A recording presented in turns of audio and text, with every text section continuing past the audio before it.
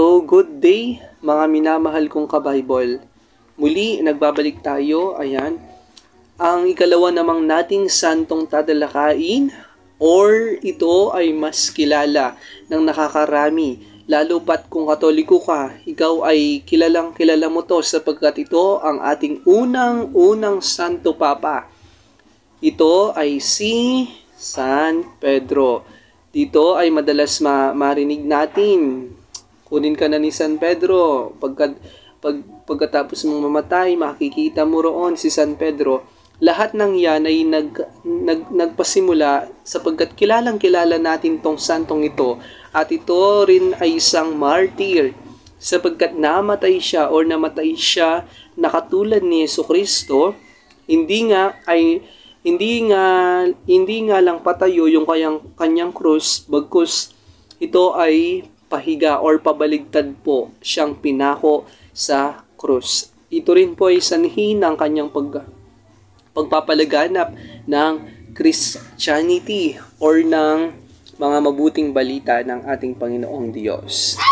So dito, si San Pedro o Simon Pedro ay isa sa mga original na 12 apostol ni Jesus at ang unang pinuno ng Kristyanismo, unang obispo ng Roma. Yun nga po, siya po ang first pope ng Rome.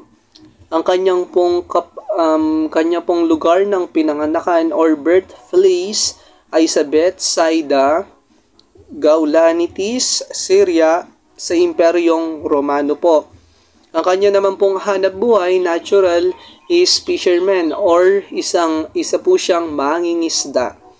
So, yumao po siya sa gitna ng AD 64 at 68 sa Vatican Hill or Vatican City. Na ngayon ay doon po nakatira ang ating Santo Papa. Ang kanya namang pong place of burial or kung saan po siya naroroon ngayon, kung saan po ang kanyang mga labi, ay sa St. Peter's Basilica, Vatican City.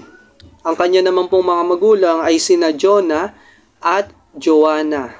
So, si St. Peter or si San Pedro ay sa kanya po ipinaintulot ni Papa God or ni Jesucristo ang susi ng langit. So, yung Pedro, which means ay bato. So, doon ipinagkaloob ni Papa Jesus yung susi ng kariyan ng langit. Sabi niya, kung anong ipahintulot mo dito sa lupa, ay mapapahintulot din sa langit. Kung anong ipinagbawal mo dito sa lupa, ay may pagbabawal din doon sa langit. At sabi niya, sa pamagitan ng batong ito, ay itatayo mo ang aking iglesia. So mga minamahal kong ka-Bible, yun po ang talambuhay ni Saint Peter or ni San Pedro na madalas ay marinig natin sa ating mga kapitbahay or sa ating mga magulang. So yun lamang po para sa ngayon, para sa ating daily saints.